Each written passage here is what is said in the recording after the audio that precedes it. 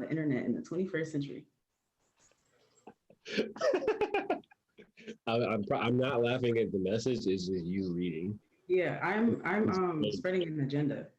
Your reading voice is like very like. I have glasses. I love Envision me with circle glasses on. Hell yeah. Sorry, I ran to my room because the volume was kind of off. So if you want to say that one more time, Bree, that would be great. It's giving Mercury in retrograde. I'm sorry. Again, day after day. Within Digital is a digital respite engaging Black artists, creatives, and the art curious in curated conversations about art, the creative process, and being Black on the internet in the 21st century. Perfect. And today we will be having one aspect of Within Digital, which is our curated conversation. And that focuses on an artist or primarily Black artist or a curator or someone who's outside of the Midwest that we engage with in terms of their practice or who they are as a person. And for this conversation, we do have some digital boundaries that we want to go over before we go into who we are and we go right into the conversation. So let me pull that up real fast. Okay. So the main boundaries, we do not accept any type of racism, sexism, homophobia, or transphobia in the chat, in the comments. It will be blocked. We do not accept that here. As well as I said we know how to fight. It's literally digital fighting, trolling. We know how to do that. And as well, this space is for Black people. We are going to be talking about Black everything. And in general, non-Black participants can attend, but we would prefer Black audiences and questions from Black people. So yeah. And today we have our host. I'm Raja Zainer, and my lovely member, Bree Robinson. I am a curator, writer, and DJ based in Columbus, Ohio.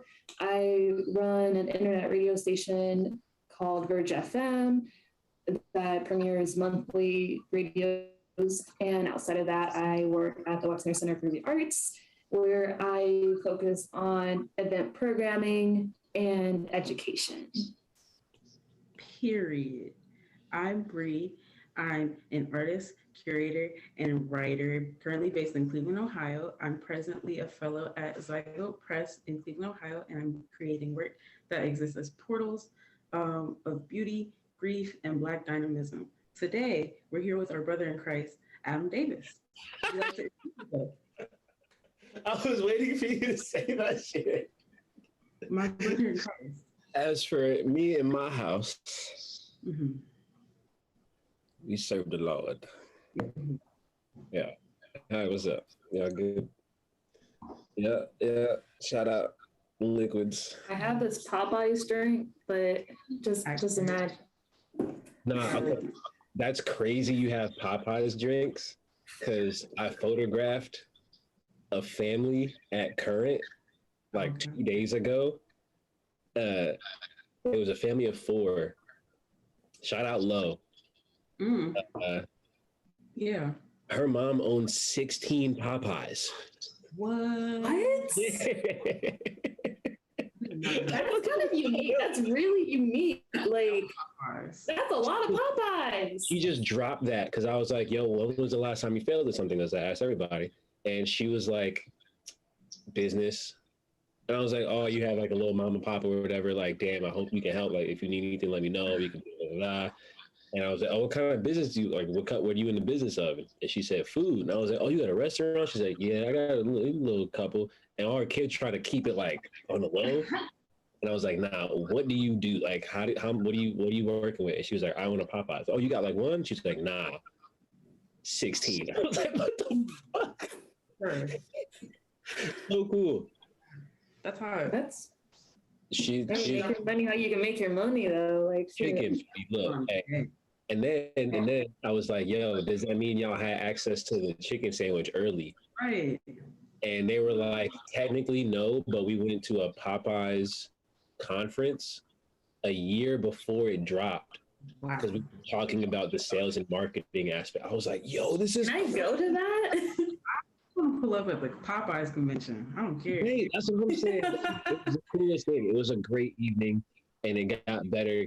Yeah, that was a great day. It was a really fun day. Actually, the Popeyes convention is held within the digital respite. So if you were curious, yes, have that. It's pretty low key right now.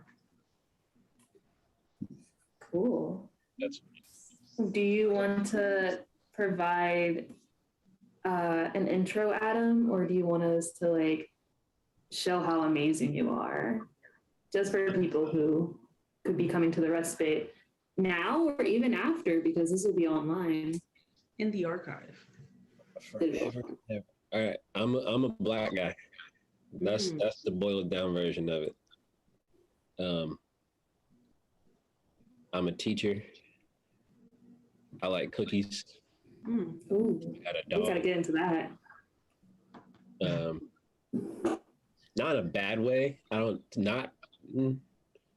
Currently not bad. I'm an addict a little bit. Not to substances, but I'll explain in a second. But yeah, I make shit and I am tripping out because I've said this every day since I got to Ohio. Like, I made this all up. It's crazy. Like, it's really crazy. You saw things you imagined, if you will. Huh? You saw things you imagined, if you will. Now they're real. Manifest that shit. No. I'm grateful daily. That's who I'm, what I am. Grateful literally every day, because now people are like, oh, we're gonna and to think it was based off some shit that I just made up in my head, that bugs me out. Powerful. Magical is literally what magic is. Some would say it's magic. Do you believe in magic? Oh, never believe it's not so. It's magic. I believe in magic. No, but I love magicians because I'm very curious about things, and to be tested on my curiosity. I see a magician, I find it to be interesting, attractive, and also like frustrating, but in a good way. It's like, oh, you have a puzzle that I don't know how to solve, so I'm gonna fucking. Yeah. I'm gonna. Have you met one? Magicians? Yeah, I hired a few. Yeah. Yeah. At my show in November, hired Ice McDonald is the first African American president of the National Magician Society, or the American Association of Magicians. First Black Hall of Fame magician in the world. Really nice guy. He lives like 10 minutes away from me, but he did a magic show at my show using my cards, which is really cool. Yeah. What a guy. I know a few magicians, but still, even like watching them work a room or talking to them about regular stuff, you can see that they have that spark in their eye. Like they're trying to like figure me out so they can like find an in to do a trick or something. I find it really fun because photographers don't have that sensibility often, where they're like trying to like find their way through to somebody, because the only result would be like, my bad. That was my mom. Scared the shit out of me. I was right. I was a little spooked. Yeah, the way to sift or like to figure somebody out as a photographer, it always ends up with like this. It's not discreet at all. So the magician, it's like, all right, I'm trying to figure something out. Oh my goodness. But thinking about like how a magician will like talk to you, figure something out, and be like, "You want to see something real quick?" And you're like, "Oh shit, man, I kind of do want to see something real quick." I know. Yeah. Someone just was like down the street and they're like, I'm a magician. And I'd be like, and they're like, do you want to see a trick? I'm like, yeah, of course. Yeah, I'm It's saying. something. You Like, said you say no? yeah. Show me. Why not? Why not? What else am I going to be doing on my phone? I don't know. It's interesting to think about tricks and think about art and kind of just like the way people craft their artistic practices. Like in a way, magicians in general, that is an artistic practice, like you said, in a way of them working in the room and them crafting their own kind of like their own name. Like as a DJ, like I have my own DJ name. As a magician, you have your own magician name. There's like these kind of like weird expectations and aesthetics in place with different forms of art. And I find that very interesting, especially as with photography, as you pointed out, it's with also living people, but not in the sense that, I guess like with magicians, it is about the more entertainment aspect and being in person to actually do your craft. With photography, that is an aspect of it, but also the other aspect of the photo, and then also the archive and kind of thinking about the materiality of that person too. Yeah. It's levels to the shit. That's deep. But moving forward, because I'm a professional adult today, I'm gonna ask you a question about your practice. I'm gonna dive within your practice. Okay, is that okay? Do I have consent to ask you questions? Go for it. Curate this convo, if you will. Okay, I will. So, starting off, tintype photo is one of the oldest forms of photographic image making. And your intention behind using this format is kind of a subversion of like that. What are you unearthing or conjuring through your practice of Black magic? Magic of color.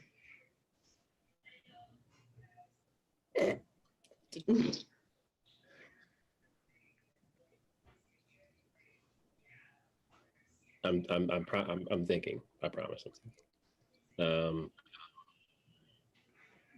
I'm not thinking about subverting anything. I think the conversation around the image, especially the Black image that's being used in so many different ways today, I'd say about 90% of it is linked to commerce of some sort, linked to branding, marketing, assets, leverage, you name it, social usage terms, all these different things to have the ability to create something with and for someone that has nothing to do with that one is a big thing to me. So I guess there's subversion there. I feel like it's more like I'm not trying to, and correct me by definition if I'm wrong, subverting feels like I'm going underneath something to like dig under what happens. For me, it feels like I'm circumnavigating it. I'm just going around it completely. Like I'm not even trying to be near its roots. I think the intention is to just create a photo of a Black person that they are in complete control of that lasts forever. That's the intention behind each frame that I make, each interaction I have with a person, where I ask people every portrait that I make, I ask people 2 questions, and the conversation kind of goes from there, depending on how vulnerable they want to be in that moment. First question is, when was the last time they failed at something? And the next question is, how do they want to be photographed? And I'd say 7 to 8 times out of 10, most of the people don't have an answer for the second question. They're like, damn, no one's ever asked me that, or I don't know, or I don't think I photograph well, or blah, blah, blah, like all these different negatively connotated answers, or answers that have something to do with them never having agency over how they're photographed outside of selfies. And even selfies nowadays are being commodified through filters. And so thinking that you have the opportunity to make something for somebody that they are proud of and not only just like the tangible object that is a tintype, but the experience as a whole, I think is really important because it's very rare. Like to show up somewhere for free, to sit for an image and an experience. A lot of people were like, "Oh, you're reading me," or "This is a therapy session," or "We're having like deep conversations." And I don't like small talk, so to have the experience of talking to a complete stranger, and then by the end of that, they both leave with a photo of themselves that'll last forever, and I know them very intimately. Um, that's been my intention, and I'm just grateful that it's working.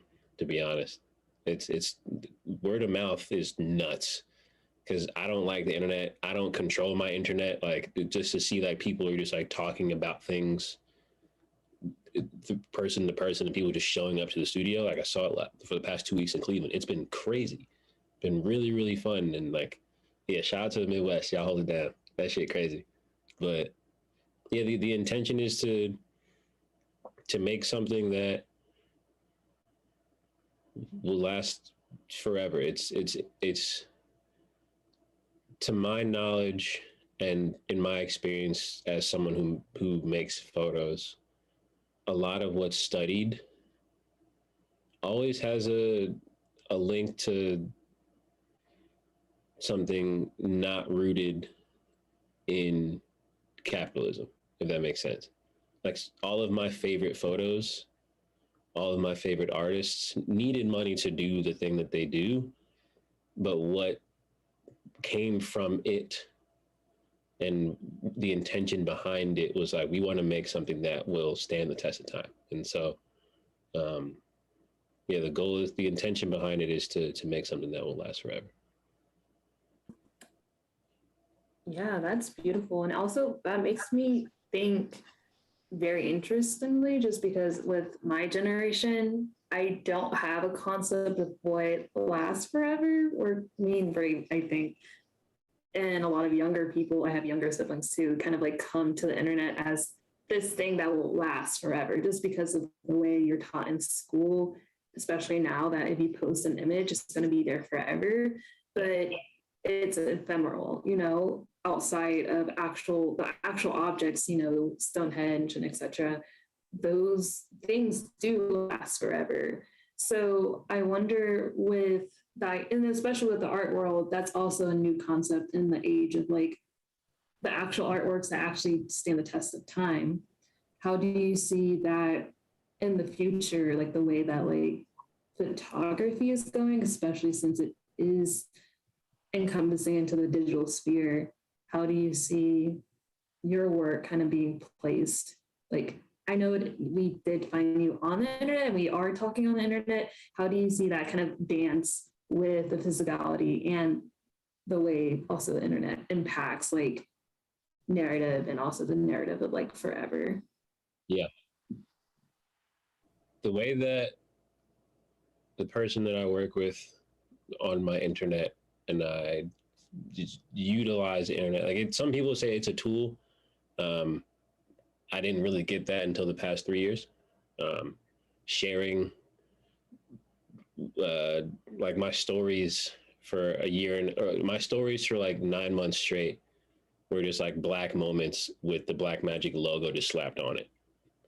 And people would just hit me up like, yo, I love your story. I'm going to come to your show, or I'm going to support this financially, or I'm going to go do this. And that had its own utility. Personally speaking, I've reverted further and further away from the internet in that sense, especially talking to friends and seeing posts on occasion when I'm on my phone, like of people talking about how the internet is shifting, especially platforms like Instagram, where in its origins were meant for photography, are now shifting into its own like fake TikTok. Like it's meant for video now and reels and algorithm posts with your face and things of that nature. I think what's been crafted over the years with this project, it lends itself more to in-person experiences, studio visits, public activations of sorts, and most importantly, shows and gatherings of sorts where I don't have to rely on And I'm very privileged and lucky to even say that. I don't have to rely on the internet. I know that it's a tool to communicate that this exists. And I plan on utilizing that tool because I think part of my desire with this project is to photograph the most unreachable people in the Black community.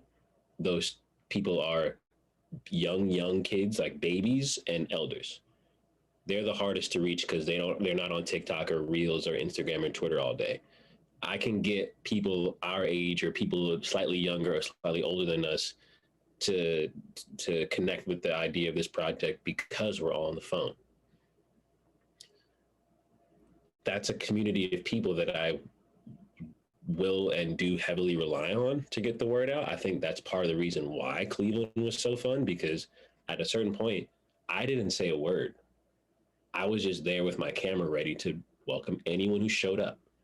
And there were a few people who were kind enough to share it and use the internet as a tool to get that out. But all of the sessions that I had to begin the project and continue the project so far, when I do use the internet on my own, have been like, yo, just come to the house, or I'll call somebody, or I put on my Instagram story, open studio, and just leave that. And then my DMs will be like, I want to, at one point there was my the darkroom studio that I use at the Village. It's like maybe 200 square feet. It's more than enough room, but thinking about a 200, maybe 300 square foot room, it's not that much space to fit a bunch of people in, right? Compared to Current, which was a crazy amount of square footage. And we had a bunch of chairs, people eating the whole night. But open studio, 7 people responded in the message on Instagram. I was like, yeah, you can all come, pull up, whatever.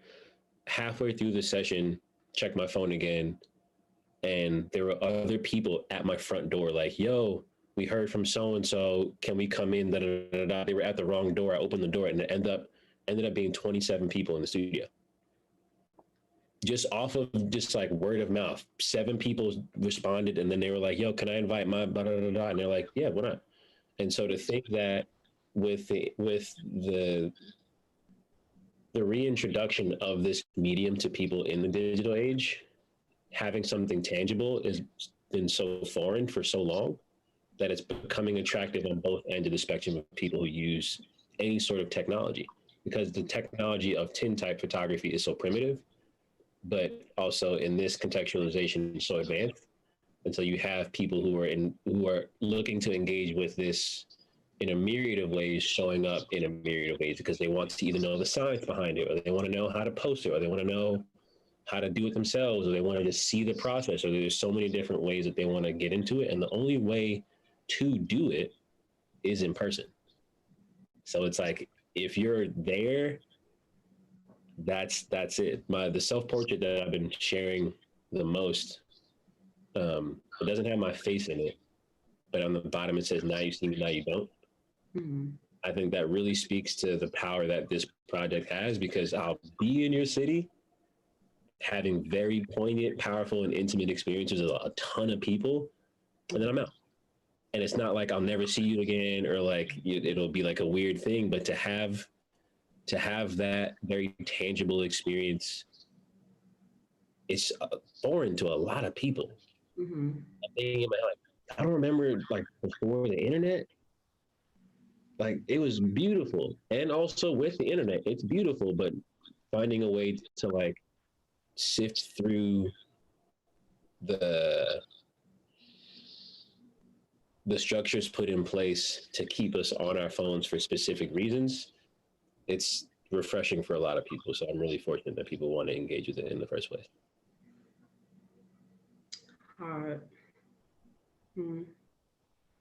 Big brain on that guy. Big brain on that one.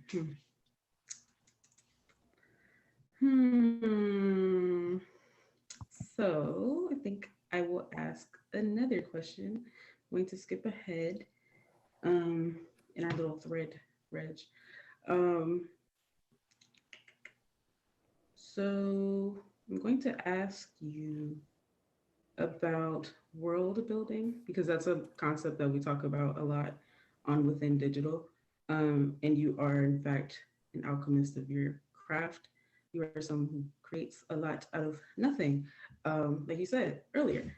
Um, in your exhibition catalog, Black Magic, you said that what was once an exercise in curiosity and discipline blossomed into this extraordinary celebration of all the people and places I hold dear. So, my question is, what exercises or rituals do you incorporate within your practice to ensure the the proper ratio of like fantasy and reality? What you be doing? At the end of the day.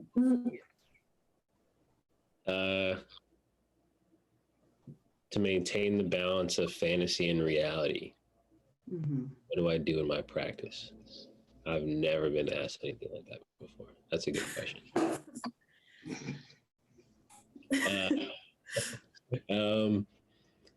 I think the fantasy of sorts is, at least in my head, towing the line between the consensually intimate experience that I have with each person.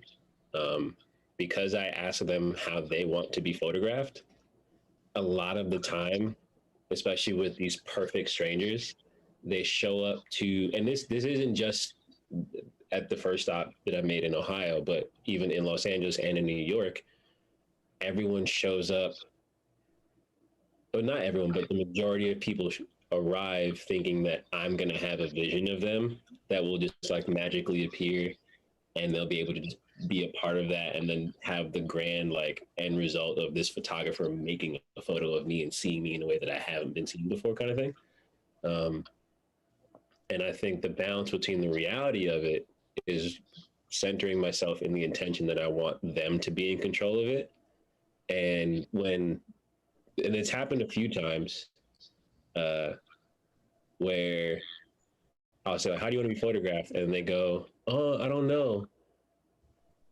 I've never thought about it, but I'm open to how you see me.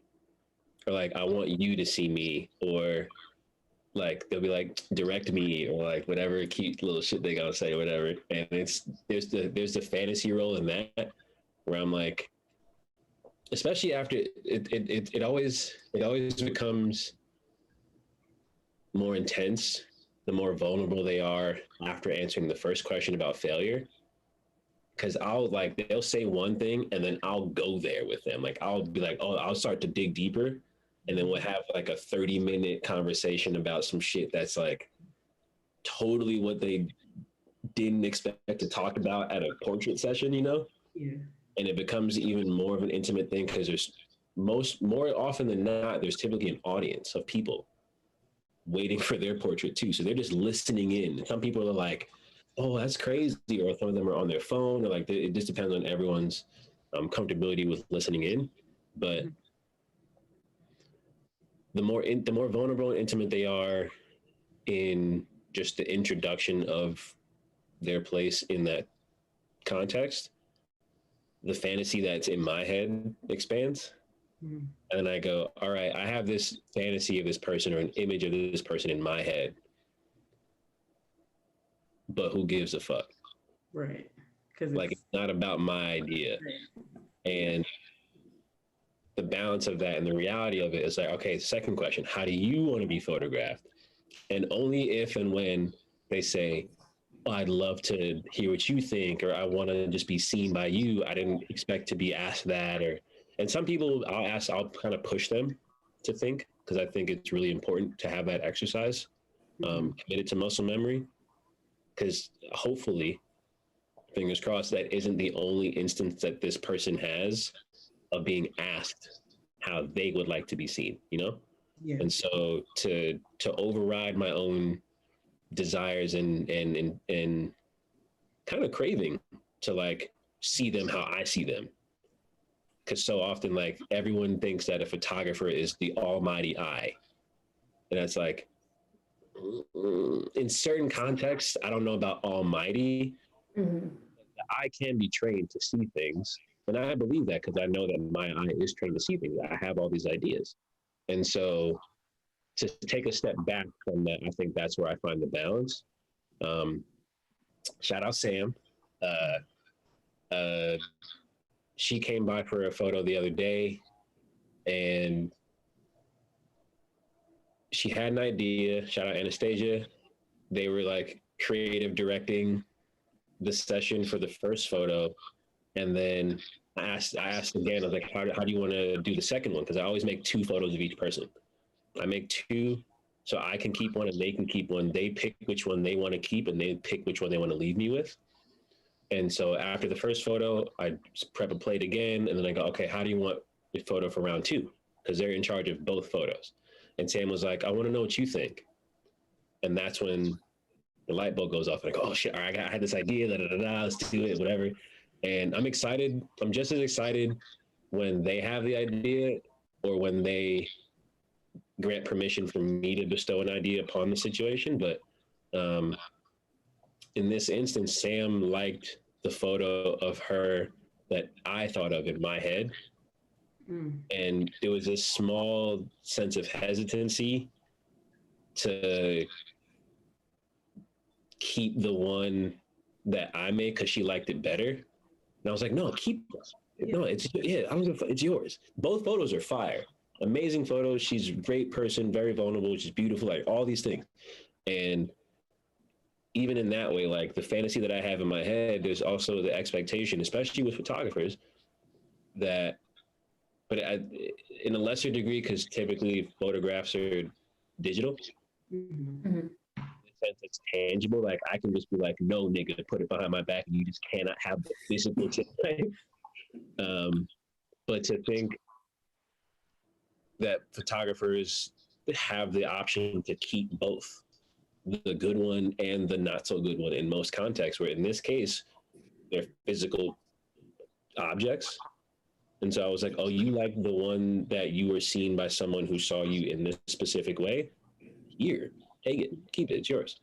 And she was like, oh my God, really? And I was like, yeah, what are you talking about?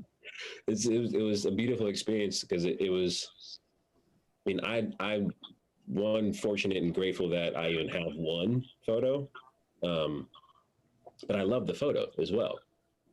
So to think that there's a balance in just like my like random, because she had braids and there was a heart in the side of her head and the necklace and she had the eyelashes popping. I was like, you look like you're giving like Sha'Carri energy. Like it had this whole like, it looked great.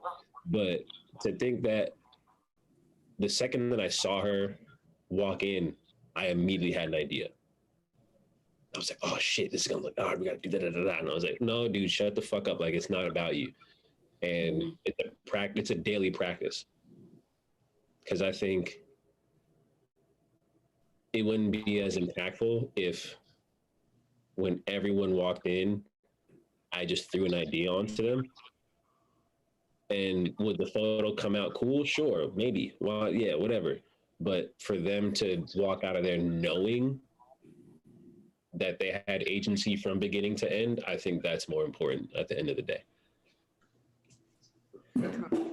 That's amazing. Just because as someone who does like large scale or small scale event programming, my whole work is not about me. It's about people that I'm serving, the communities I have to think of. So it's kind of interesting. I think it's really important, especially just, I don't think a lot, especially I went to art school and also Bree went to art school. Like we're not taught to think about, it's not about us. A lot of the work that I was taught to make, it was about me, it's about my vision. And I think that reciprocal nature, I think thinking about reciprocity and the mutual like way life actually works instead of kind of demanding and kind of like reinforcing the systems that we kind of like see online and we kind of reenact in our own relationships and in our own craft. And also based on influences, I know that based from this question that you like books, and some of the books that y'all been talking about, All About Love by Bell Hooks and My Black Death by Arthur Jaffa. I wonder if there's other books or media that influences your thinking or kind of So, or even just like what you're reading right now too, because it doesn't have to just influence your work. You can just be some of the movies or some of the books that you're into right now too, that helps craft your everyday. Yeah, of course. Whoever's watching this, I'm looking right into the camera right over there, right? Whoever's watching this, if you ever want a book, Reparations Club. Oh. Pull it up. Talk that shit. Come on now. There you go. Yeah, that's the best bookstore on the planet. So get your books from there. It's a Black woman-owned gang in there, over there. For Black people. Books that can I go get them? They're like right behind me. Yeah. I have one. I'm wearing pants somewhere. Oh, okay.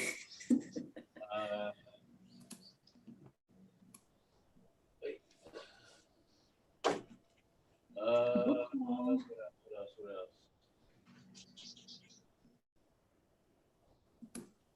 I think these are good. You know, I don't really read that much. Niggas think I'm crazy for that. I don't read that much. I really don't. I try to. J. Cole in 2019. What you say? I said nobody at all. J. Cole in 2019.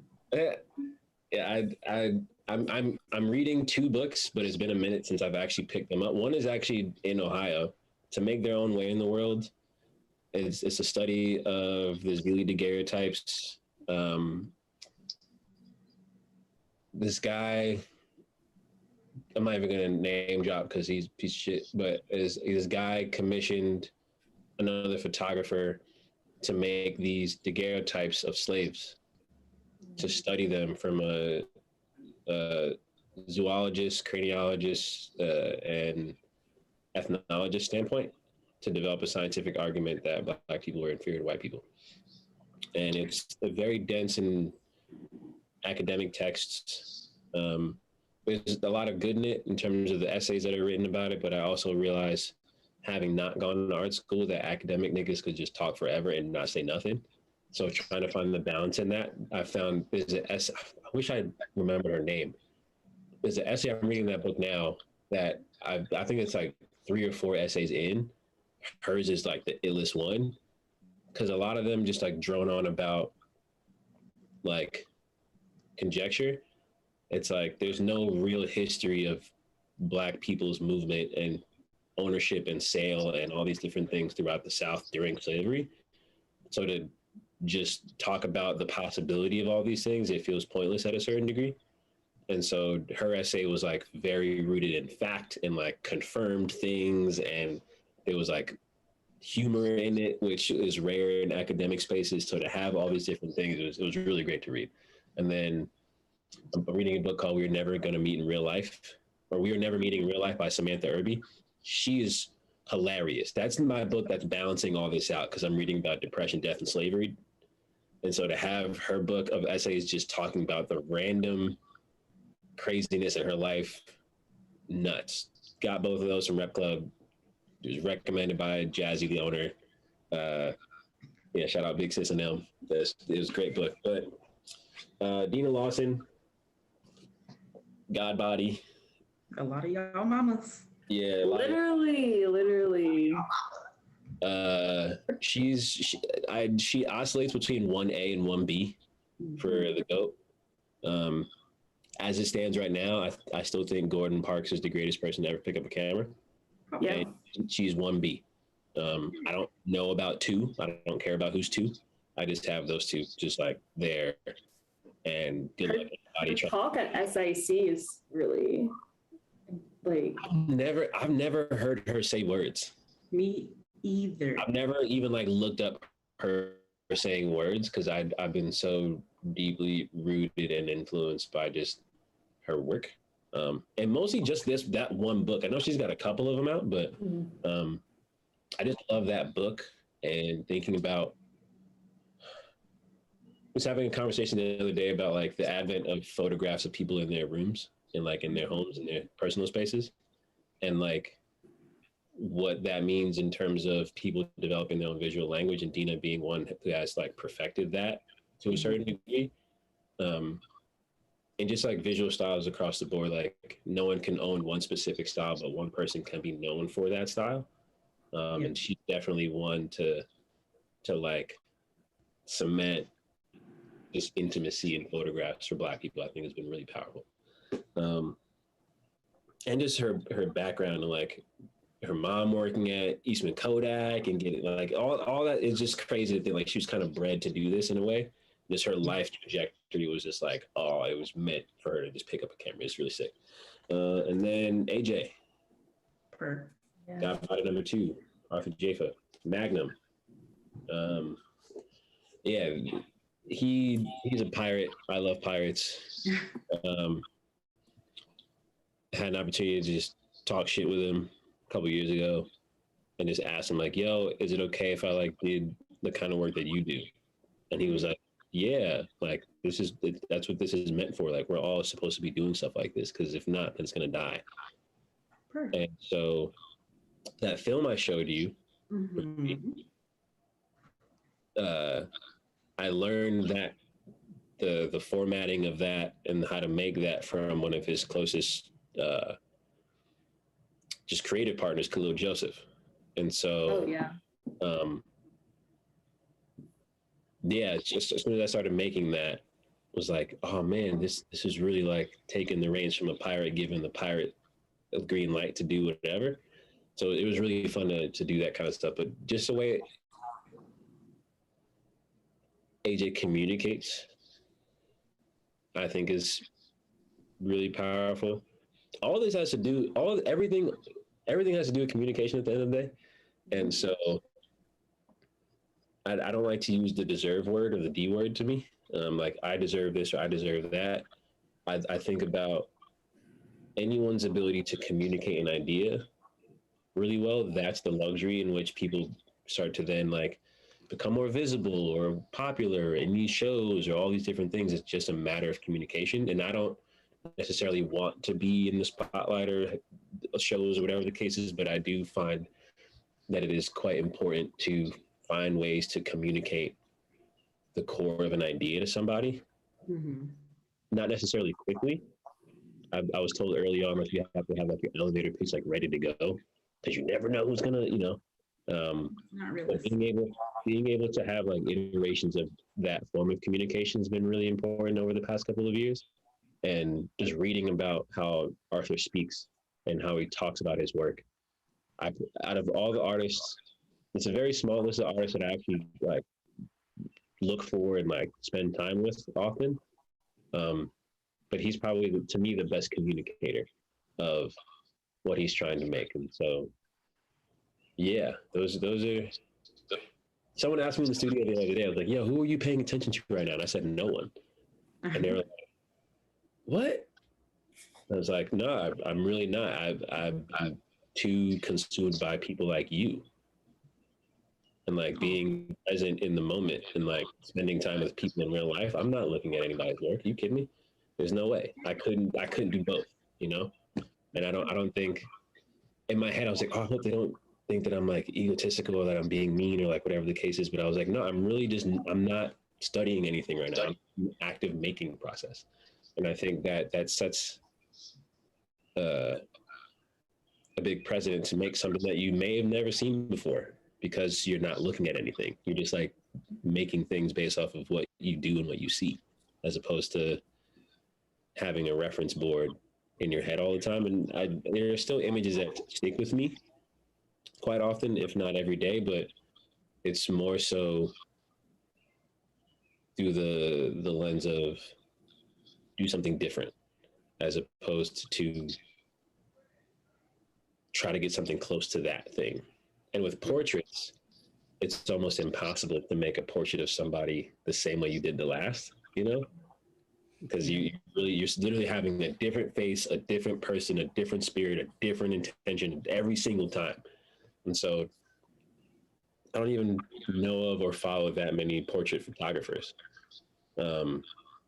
I say Uncle Ricky for Richard Avedon. I fuck with him, but like it's in the back of my head because I want to be better than that. Or like I always I saw like, not better is the wrong word, but I think that visual language is almost immediately identifiable, and to have a language visually over the course of time, I think that's really cool. So to have that, I think that in itself influences me, not necessarily his work, but just like you see it and you go, oh, that's an Avedon. Oh, that's a Dino Lawson. Oh, that's about like, I like that.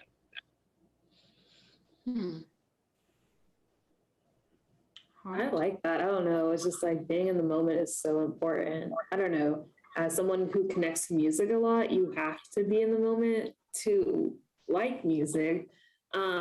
Because once you realize how long, I mean, songs have gotten shorter, but like if you go back into like the 90s or even further, you listen to jazz, like music can be like 10 minutes and you have to sit with it. So it's like, how do you sit with somebody else and be with somebody else? I think that's so interesting because I think that does get lost on Zoom, the Zoom boxes, even though we're on a Zoom box, but I don't think we learn that without having to be in person. Mm-hmm. Like you have to learn that to be in person. But give it to Bree with our last question before we open it up for the Q&A. Our last question is, so Rihanna has your book. Mr. ASAP Rocker has your book. And what do you think about that? What are your thoughts? Thoughts? Question mark. Big question marks.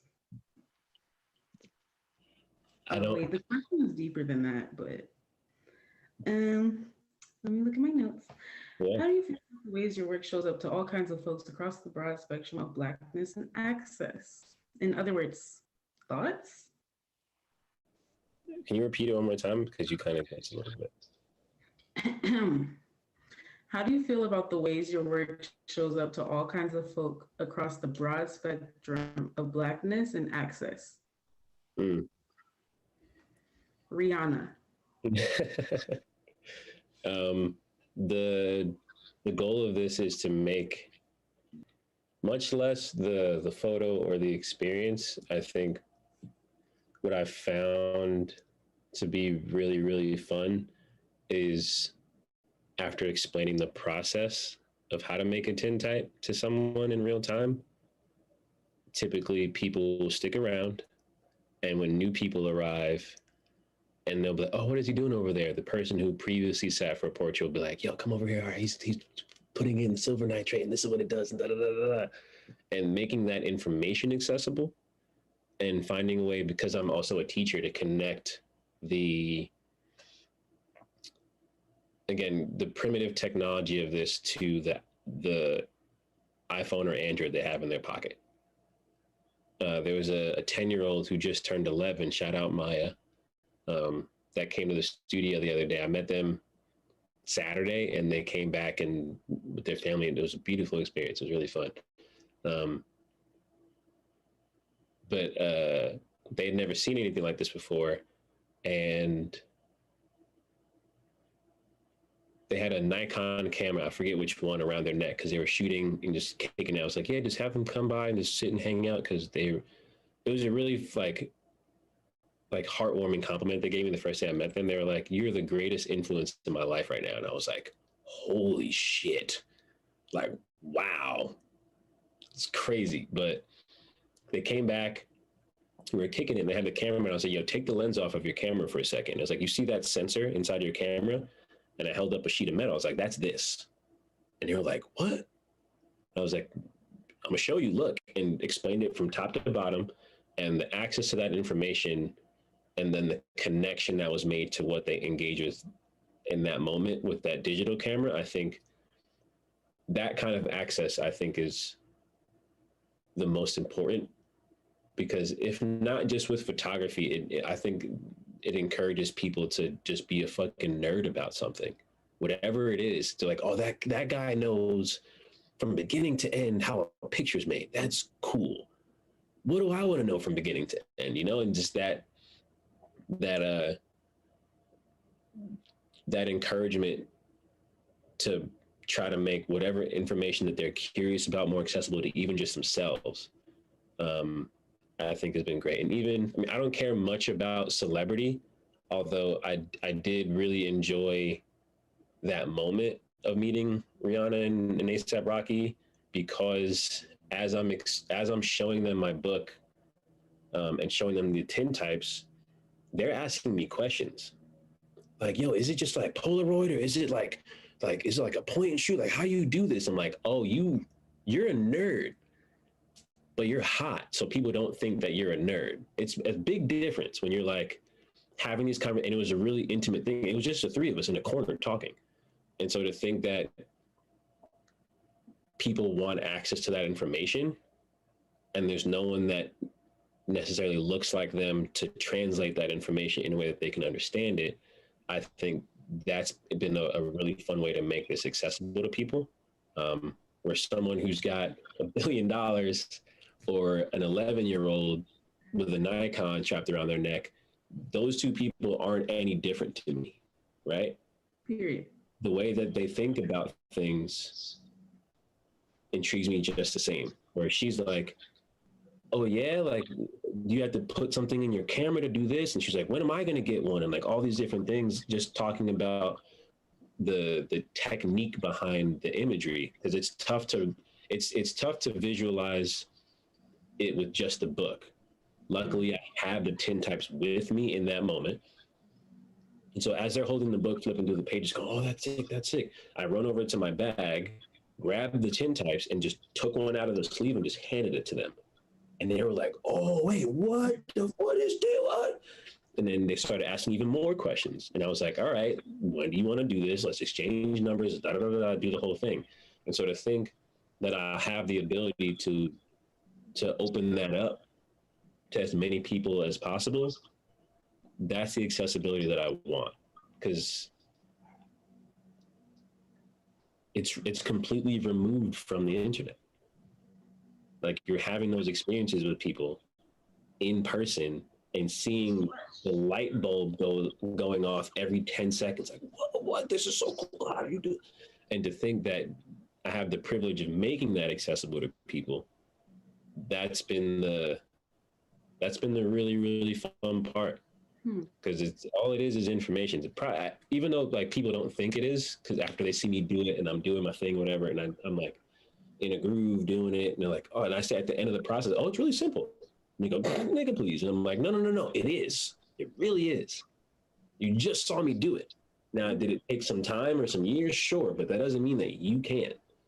And so that kind of access is what I'm looking to provide, because even if it's not even in photography, I don't really care what you do. Just go do that shit though. Like whatever the fuck, like what did Tyler say? That whatever that is your luxury. Do it. That's your luxury, some shit. Like whatever you're into, just go do that shit. I listen to that album and I think about this project. Like, very sweet. Yeah, like I this is what I want to do, so let me go do it. And so granting someone the permission to go find that within themselves, that's the access I want for other people. Period. Wow, that's great. Now we're going to see if anyone in the audience, there's a couple people, if they want to drop some questions. We probably will do a couple, and then we'll wrap it up and, store this into the respite with all our memes.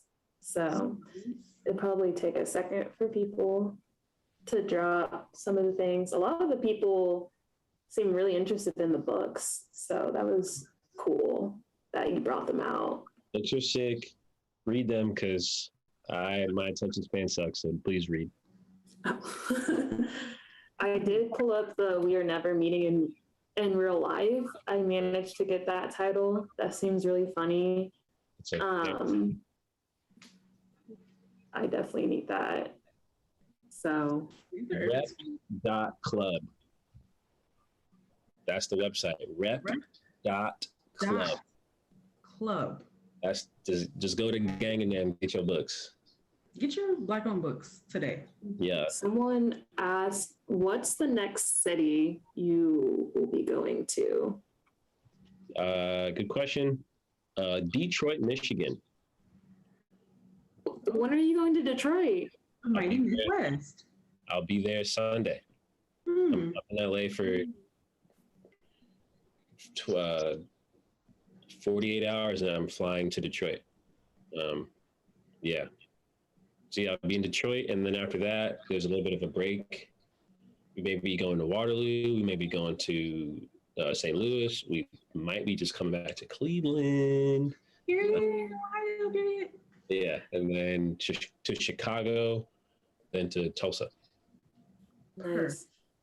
How Yeah. long are usually the times you're in a city? Like a day or two? No. A week or more. Like we were in Ohio for 2 weeks. We'll be in Detroit for a week, Chicago for 2 weeks, Tulsa. Honestly, I want to just like stay in Tulsa for like a month. However long they'll have me, wherever spaces I can occupy to make that happen. Yeah, it'd be great. Yeah. Cool. That's so interesting because at the end of May, there's this giant like festival happening in Detroit with techno. So it's just funny. You're gonna just like miss it, right? And like it's very interesting. But maybe I'll just drive up there because it's only 3 hours from my city. So we are Christians. There's typing. But Midwest. That's next. They slept on. It is. No. Let them sleep. No, wait, no. Don't let them sleep. It's time to wake them up. It's Time fire. to wake them up. Because people don't got ego. It's busy. so I was saying this on a call earlier. It's like the kind of ego that exists on the coast is crazy. oh, It's that's interesting. so to like, yeah, just putting that out there, like to see people just like be present and show up. It's not impossible to have that on the coast. I'm lucky to be in community with people who do show up in that way, but I'd probably say the majority of people on the coasts are like super pretentious. It's crazy. Both in my home city, New York, and now where I call home, LA. It's a different level of it, but it definitely exists. What was the next thing? My bad. Well, I'm gonna ask this question. The next question is, what's been the most surprising moment you've had with this project?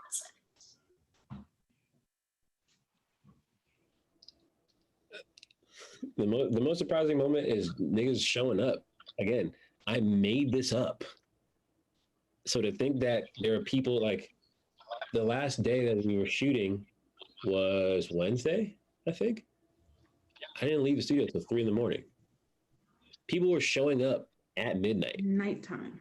Crazy. So like, I have tons of stories, but I think the most amazing thing has been even before hitting the road, just whether in New York or in Miami where I met y'all, or in LA when someone just says yes. The thing is, people have to realize, especially with art, no one's asking us to do this. No one's asking me to do any of this. So to think that in a space where there really is no need for this, although some people would say otherwise, which is their opinion, in a space where there's no need for any of this, that lots of people are actively seeking to participate, is wild to me. I'm really grateful for it. It's a privilege to be like, yeah, niggas everywhere want to kick it and like sit for, like, that's not realistic to think. It's not realistic to expect. So every time someone does show up, I'm like, oh shit, what? Like the organization I'm working with in Detroit, it's called Darkroom Detroit. They just shared their calendar with me the other day for all the bookings for Detroit. I haven't even said that I'm gonna be there yet. And there's mad people signed up. That's crazy to me. Damn, I need to sign up. So hopefully there'll be a slot. It's nuts. Like, it's really bugging me out because at a certain point, like, when you have an idea about something and you work on it, and this really is a world being built, both in like actively, and then also like I built the world a few years ago and started to like Minecraft it together, if you would. But in that world, there was at first only an expectation to photograph like 100 people. And once that milestone was reached and then surpassed, it was like, all right, now what?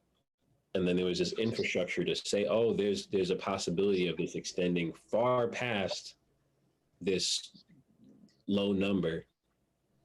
And to think that it has the ability to grow legs and arms and just travel for a little bit, it's crazy to think about. It's really insane and surprising every time. And especially because it's been mostly word of mouth. Like I think in an age where, again, going back to the marketing and the assets and the leverage and the usage terms and all these different complicated things and dollars being exchanged, going to a place that you've never been, first of all, I've never been to Detroit, just crazy. I've been to Cleveland a couple of times, I love it. But to think that you can just show up somewhere and people are waiting for you, Hot. that's not normal. It's not a regular thing. And I'm really grateful and surprised that it's actually working. Because at a certain point you have an idea and you work and you go, oh, you look around, you're like, oh shit, it's working. What the fuck? You're like, you surprise yourself because like, oh wait, this is oh wow, all right, cool. And you start to like sit more comfortably in that. It only just motivates me to work harder. But it's really surprising when people do show up. I'm really grateful for it. That's hot. I feel like I've said that that's hot to every response, but it's giving. Since it's 8 o'clock, this may be our last question, I fear. But I will ask away. Someone asked, I love how you give agency to your portrait subjects to choose how they want to be immortalized. How would you like to be photographed? I did it already. Already. I did it already. I don't have a face. Yeah. That's probably my favorite picture of myself. No, there's this, okay. The favorite photo of myself ever, I don't even remember taking it or like being the subject of it. It's a picture of young me wearing this like Sherpa Gap vest, like a sleeveless vest. Okay. Hard. That sounds hard. Very cute little kid, like a cute little boy, like just very innocent, cute little, just very warm toned, like I'm just cute as a kid. But as an adult, especially now that I tell people that I'm pretending to be an artist, especially with this project, like the photo of myself that says, now you see me, now you don't, and you can't see my face is probably the best way I've ever photographed myself, or anyone's ever photographed me, period. Because especially with this project, it's not about me. And speaking on agency,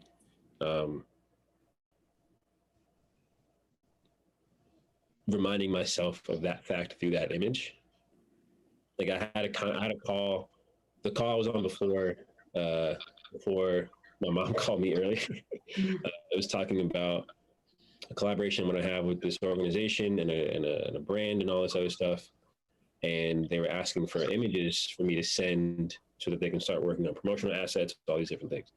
And I was telling them, I was like, hey, I'm going to reach out to the people, see if they're okay with their image being used. But the photo that I would love to be used the most is a photo of me, because it doesn't have a face to it.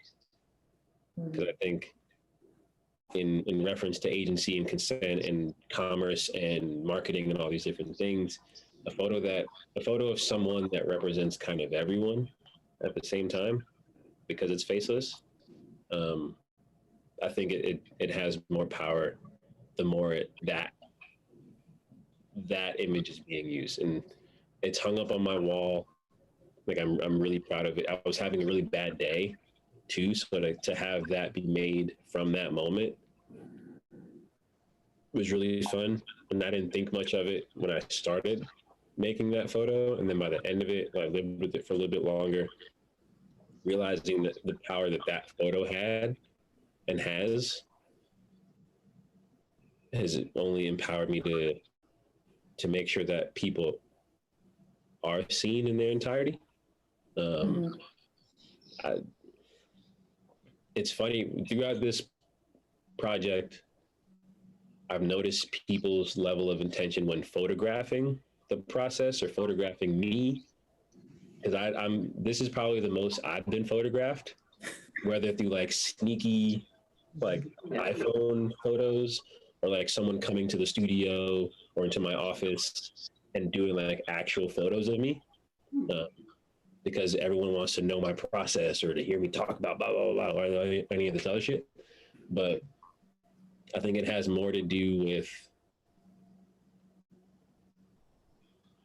the body of work standing for more than just the image of me or any images of me. And I've grown to become more comfortable with being photographed, because at first I wasn't. And anyone who says that they're a photographer, most of them, because there are some photographers who love being photographed. I'm just not one of them. But I had to grow more. I didn't have to grow more comfortable with it, because I could just say like, don't take a picture of me, and that should be how it is, period. But I think it's a lot of the time when someone experiences this experience, a lot of people want to document it in its entirety, but also want to like give back in their own way. So it's like, I want to photograph you because this is amazing, or like this has this kind of meaning in my eyes, or whatever the case is. So, or they want to just use the internet as a tool to get the word out about it. And that's tough without pictures of the process or of me to associate it to each other. So the image of me or how would I like to be photographed, I've done it already, but I also know that I love all the photos taken of me doing what it is that I'm doing, because this is like the best thing I've ever done, you know? Yeah. So to see that people want to photograph me doing this is a privilege too. The people ask me all the time, like, do I plan on selling any of these photos? I'm like, no. But someone asked me recently to purchase my self-portrait.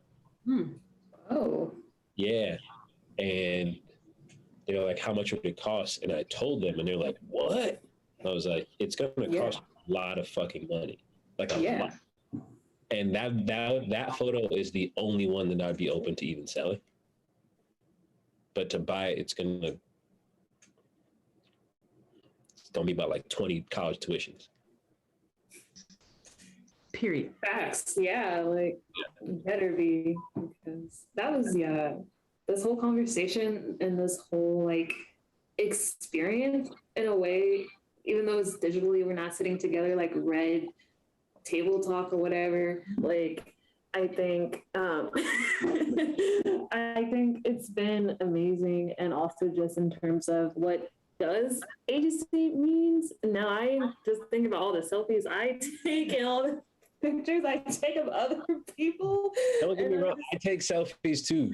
I need selfies because sometimes I just want to get like a doofy face off, and you just gotta get it off. Like you gotta get your bars off. But like, I feel what you're saying for sure. Yeah, it makes me really ponder the respite that this is, the digital respite. I was thinking about that too. Like we're talking to you as you archive people who sometimes archive you, archiving the archive in the archive for the archive. And now the archive is this talk. Yeah. So, great talk, great information. I hope everyone has learned so much about what it means to be in the moment that is life, and also be in connection, whether that is through art making or having a conversation with somebody. Because I think a lot of the work is about listening, and it is about being. And sometimes that's all we should be versus all the expectations that is being presented and projected onto us by these other systems. And with that, we will wrap up this conversation. Thank you, Adam. We are blessed, your brother in Christ, for Within Digital. We, before everyone leaves, please subscribe to our newsletter. We work so hard. We write some baller shit in there. Subscribe. Stay connected to us with our website, www.withindigital.net, and also our Instagram. Yeah, .net. .net. It's not .com, it's .net. We're built different, so you know. You're right, son. But yeah, thank you so much. And I'm gonna end this call, and I hope everyone have a great day. We have to post for the thumbnail. Y'all be good now. True.